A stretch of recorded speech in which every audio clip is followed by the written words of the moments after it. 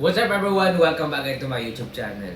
Bago tayo magsimula sa ating vlog na to, kung paano nga ba maging mabuti sa ating mga ka-food bazaar o kaya kasama sa food bazaar, okay? Kung bago lang sa aking YouTube channel, please subscribe, notification bell para update po kayo sa aking mga bagong vlog na i-upload. At the same time, kapag na-reach po natin yung 100 subscriber ay magpapag-giveaway po tayo after this year 2025.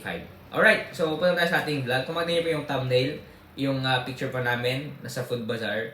Kasama ko dyan si Takoyaki, okay? So, kaya, yung pagiging mabuti kasi, principle yan ng Bible. Kapag naging mabuti tayo is, meron tayong reward in the future, okay? Pero mas mabigat yung reward natin sa langit kaysa dito sa lupa, okay? So, kapag naging mabuti kasi tayo, ang advantage sa maging mabuti sa ating mga kasama sa food bazaar is yung may mga pangit na pangyayari ay matulungan ka. So, we need to be para mangyari yon, we need to be friendly. Okay, kailangan natin maging friendly.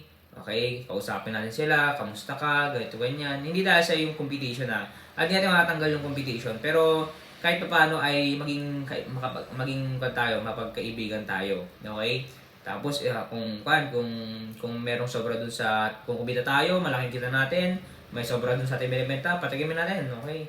Patikimin natin yung ating kasama doon sa mga katabi natin na food bazaar, okay? Kasi yung food bazaar na yan, sigurado magtutulungan yan. O kaya pag may manangyari, o kaya naman pag-aalis ka, okay? Tapos sigurado kung yung iba is parang giver, okay? Give and take lang talaga. Kung alam nila yung principle na yon na it is more blessed to give than to receive. At the same time kasi kung ako, okay, nagbibigay ako, tapos andun yung parang hindi ko na expect na mababait din sila. Pero kung ako rin naman bibigyan nila ako, babawian ko sila.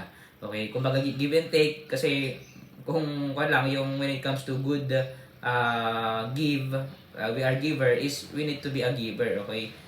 Kung sila babatuhin natin sila ng good, okay naman ibabalik natin yung mga mabubuting ginawa nila. Kumbaga, hindi naman sa super utang na loob. Kumbaga, binabalik lang natin yung pagiging mabuti nila sa atin. Ganun lang naman. At bago tayo matapos sa ating vlog, may tayo nilibentang libro. Gusto pong bumili, click lang po yung aming Facebook page, official link sa description at mag-message lang po kayo. Salamat po and God bless.